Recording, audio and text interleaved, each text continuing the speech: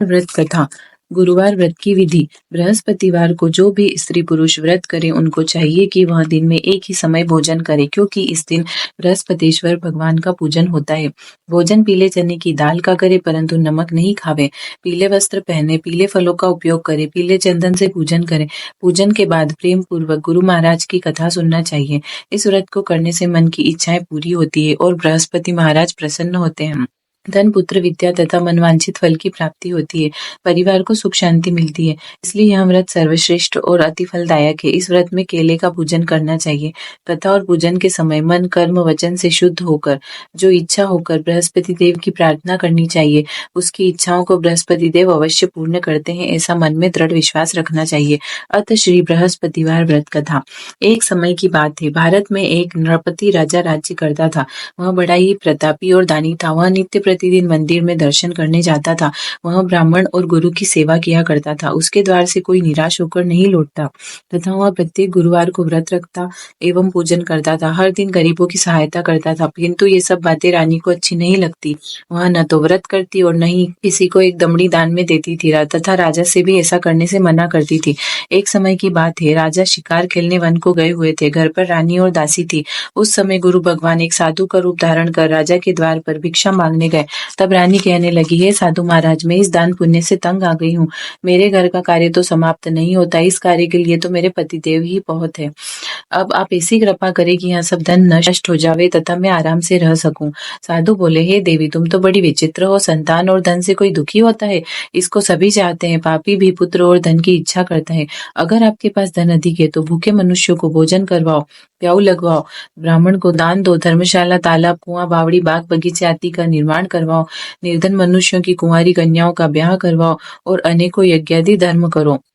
इस प्रकार के कर्मों से आपके कुल, आपका नाम परलोक में सार्थक होगा तथा स्वर्ग की प्राप्ति होगी। मगर रानी को इन बातों से खुशी नहीं होती थी। वह बोली, हे साधु महाराज, मुझे ऐसे धन की भी आवश्यकता नहीं जिसको और मनुष्यों को दान दूं तथा जिसको रखने उठाने में मेरा सारा समय बराबर हो जाए। साधु ने कहा, हे देवी, तुम्हारी ऐसी इच्छा है तो ऐसा ही होगा। मैं तुम्हें बताता हूँ, वैसा ही करना। बृहस्पतिवार के दिन घर को गोबर से लीपना, अपने केशों को धोना, केशों को धोते समय स्नान करना, राजा से कहना वह हजामत करवाए, भोजन में मांस मदिरा खाना, कपड़े धोबी के यहाँ धुलने डालना। इस प्रकार 7 बृहस्पतिवार करने से तुम्हारा धन नष्ट हो जाएगा। ऐसा कहकर साधु वहां से अंतर ध्यान हो गए। रानी ने साधु के कहे अनुसार वैसा ही किया। 3 बृहस्पतिवार ही बीते थे, उसका सारा धन नष्ट हो गया और भोजन के लिए दोनों समय तरसने लगे, सांसारिक भोगों से दुखी रहने लगे। तब राजा ने रानी से कहा कि तुम यहाँ रहो, मैं दूसरे देश जाता हूँ, क्योंकि यहाँ पर मुझे सभी मनुष्य जानते हैं, इसलिए कोई कार्य नहीं कर सकता। देश चोरी परदेश भीख बराबर है। ऐसा कहकर राजा परदेश चला गया। वो वहां जंगल से लकड़ी काट कर लाता और शहर में बेचता। इस तरह जीवन व्यतीत करने लगा। इधर राजा के घर रानी और दासी दुखी रहने लगे। किसी दिन भोजन मिलता और किसी दिन जल पीकर ही रह जाती। एक समय रानी और दासी के दिन 7 दिन बिना भोजन के बीत गए। रानी ने दासी से कहा, हे दासी, यहाँ पास के नगर में मेरी बहन रहती है, वह बड़ी धनवान है, तू उसके पास जा और 5 सेर बेझर मांग ला, जिससे कुछ समय के लिए गुजारा हो जाए। इस प्रकार रानी की आज्ञा मानकर दासी उसकी बहन के पास गई। रानी की बहन उस समय पूजन कर रही थी, क्योंकि उस रोज बृहस्पतिवार था। जब दासी रानी की बहन से बोली, हे रानी, मुझको तुम्हारी बहन ने भेजा है, 5 सेर बेझर दे दो। इस प्रकार अनेक बार कहा, परंतु रानी ने कुछ उत्तर नहीं दिया, क्योंकि वह उस समय बृहस्पतिवार की कथा सुन रही थी। इस प्रकार जब दासी को कोई उत्तर नहीं मिला तो वह दुखी हुई और क्रोध भी आया और लौटकर अपनी रानी के पास आकर बोली, हे रानी, तुम्हारी बहन तो बड़ी अभिमानी है, वह छोटे मनुष्यों से बात भी नहीं करती। जब मैंने उससे कहा तो कोई उत्तर नहीं दिया, इसलिए मैं वापस चली आई। रानी बोली, हे दासी, उसमें उसका कोई दोष नहीं है। जब बुरे दिन आते हैं तो कोई सहारा नहीं देता। अच्छे बुरे का पता आपत्ति में ही लगता है। जो ईश्वर की इच्छा होगी वही होगा। यह सब हमारे भाग्य का दोष है।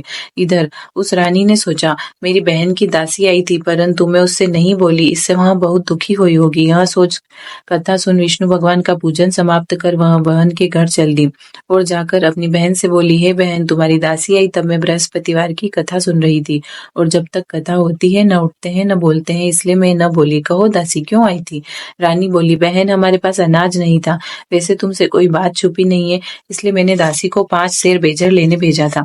रानी बोली, देखो बहन, बृहस्पति देव सबकी मनोकामना पूर्ण करते हैं। देखो, शायद तुम्हारे घर में अनाज रखा हो। इस प्रकार जब रानी ने सुना तो वह घर के अंदर गई। वहां उसे एक बड़ा घड़ा बेजर का भरा मिला, जिससे रानी और दासी बहुत खुश हुई। तब दासी कहने लगी, हे रानी, देखो, वैसे हमको अन्न नहीं मिलता है तो हम रोज ही व्रत करते हैं। अगर इनसे व्रत की विधि और कथा पूछ ली जाए तो हम भी किया करेंगे। तब रानी ने अपनी बहन को बताया कि हे बहन, बृहस्पतिवार के व्रत की कथा क्यों तथा यह व्रत कैसे करना चाहिए। रानी की बहन ने कहा, गुरु के व्रत में चने की दाल मुनक्का से विष्णु भगवान का केले की जड़ में पूजन करें, वह कहानी सुने तथा पीला भोजन करें। इस प्रकार करने से गुरु भगवान प्रसन्न होते हैं, अन्न पुत्र धन देते हैं, वह मनोकामना पूर्ण करते हैं। इस प्रकार रानी व दासी ने निश्चय किया कि बृहस्पति भगवान का पूजन जरूर करेंगे। 7 रोज बाद जब बृहस्पतिवार आया तो उन्होंने व्रत रखा और गुड़साल में जाकर चना गुड़ पीन लाई तथा उसकी दाल से केले की जड़ में विष्णु भगवान का पूजन किया। अब पीला भोजन कहाँ से आवे, बेचारी बड़ी दुखी हुई, परंतु उन्होंने व्रत किया था इसलिए गुरु भगवान प्रसन्न थे। 2 थाल में पीला भोजन लेकर आए और दासी को देखकर बोले, हे दासी, यह तुम्हारे और रानी के लिए है, तुम दोनों करना। दासी भोजन पाकर प्रसन्न हुई और रानी से बोली, चलो रानी जी, भोजन कर लो। रानी को इस विषय में कुछ पता नहीं था, इसलिए वहां बोली, तू ही भोजन कर, तू क्यों व्यर्थ हमारी हंसी उड़ाती है। दासी बोली, एक महात्मा दे गए हैं। रानी कहने लगी, वह भोजन तेरे लिए दे गए हैं, तू कर। दासी ने कहा, वह महात्मा हम दोनों के लिए 2 थाली में भोजन दे गए हैं, इसलिए हम दोनों साथ साथ भोजन करेंगे। इस प्रकार दोनों ने गुरु भगवान को नमस्कार कर भोजन किया तथा अब वे प्रत्येक बृहस्पतिवार को गुरु भगवान का व्रत तथा विष्णु भगवान का पूजन करने लगी। बृहस्पति भगवान की कृपा से दोनों के पास फिर धन हो गया। रानी फिर उसी प्रकार आलस्य करने लगी तो दासी बोली, देखो रानी, तुम पहले भी उसी प्रकार आलस्य करती थी, तुम्हें धन रखने में कष्ट होता था, इसलिए सब धन नष्ट हो गया। अब गुरु भगवान की कृपा से धन मिला है तो तुम फिर आलस्य करती हो। बड़ी मुसीबतों के बाद हमने ये धन पाया है, इसलिए हमें दान पुण्य करना चाहिए। भूखे मनुष्यों को भोजन करवाओ, प्याऊ लगवाओ, ब्राह्मणों को दान दो, कुआं, तालाब, बावड़ी, मंदिर, पाठशाला आदि का निर्माण करवाओ, कुंवारी कन्याओं का ब्याह करवाओ, धन को शुभ कार्यों में खर्च करो, जिससे तुम्हारे कुल का यश बढ़े और स्वर्ग प्राप्त हो और पितृ प्रसन्न हो। जब रानी ने इसी प्रकार कर्म करने आरंभ किए तो काफी यश फैलने लगा। एक दिन रानी व दासी विचार करने लगी, राजा न जाने किस प्रकार होंगे, उनकी कोई खबर नहीं। गुरु भगवान से उन्होंने प्रार्थना की तो भगवान ने राजा को स्वप्न में कहा, हे राजा, उठ, तेरी रानी तुझको याद करती है, अपने देश को जा। राजा प्रातः उठा और सोचने लगा, स्त्री जाति खाने और पहनने की संगीना होती है, पर भगवान की आज्ञा मानकर वो अपने नगर के लिए रवाना हुआ। इससे पूर्व राजा जब परदेश आए तो दुखी रहने लगा, प्रतिदिन जंगल से लकड़ी लाता और उन्हें शहर में बेचकर अपना जीवन व्यतीत करता। एक दिन राजा अपनी पुरानी बातों को याद कर दुखी हो रोने लगा। तब बृहस्पति देव एक साधु का रूप धारण कर आए। राजा के पास आकर बोले, हे लकड़हारे, तुम इस जंगल में किस चिंता में डूबे हो, मुझको बताओ। यह सुन राजा की आंखों में आंसू भर आए और साधु की वंदना कर बोला, हे प्रभु, आप सब कुछ जानने वाले हो। इतना कह साधु को अपनी सारी कहानी बतला दी। महात्मा दयालु होते हैं, उससे बोले, हे राजा, तुम्हारी स्त्री ने बृहस्पतिवार का अपमान किया था, इस कारण तुम्हारी यह दशा हुई।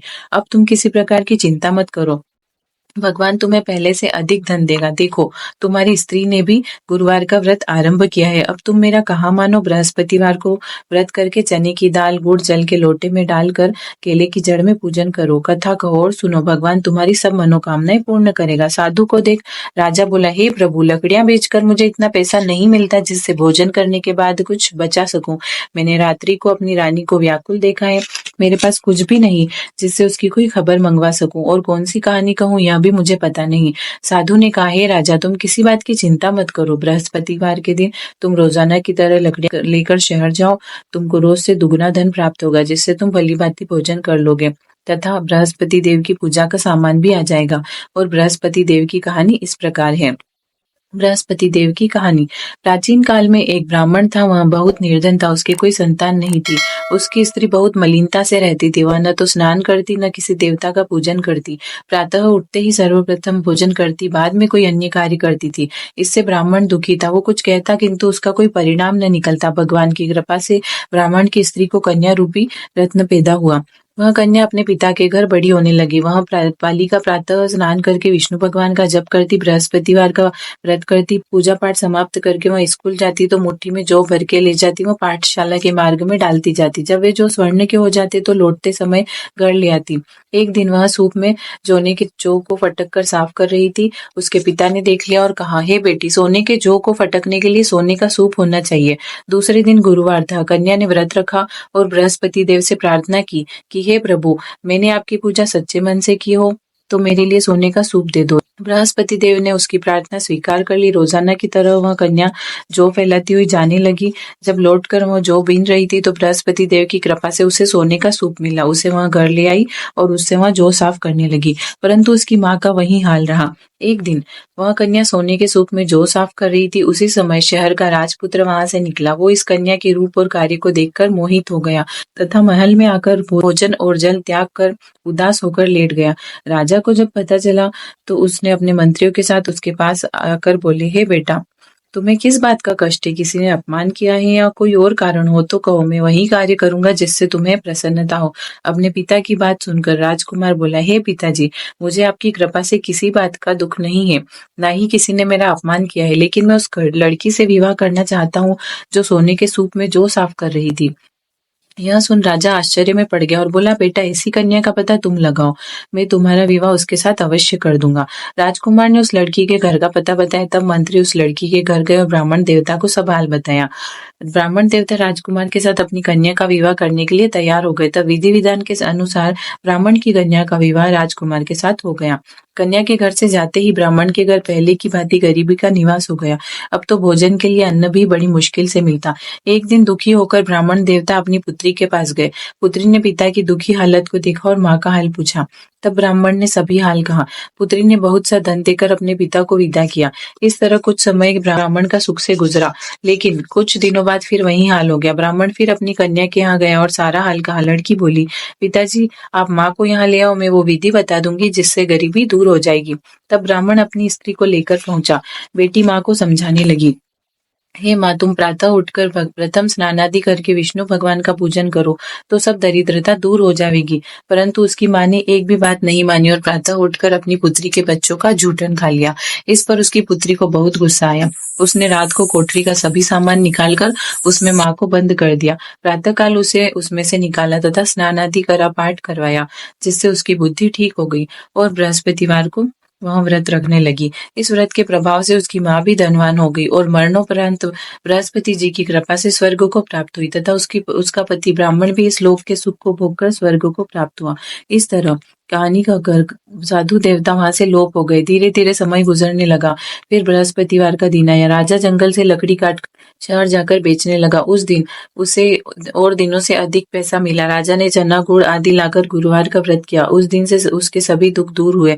परंतु जब दूसरा गुरुवार आया तो वह व्रत करना भूल गया। इस कारण बृहस्पति देव नाराज हो गए।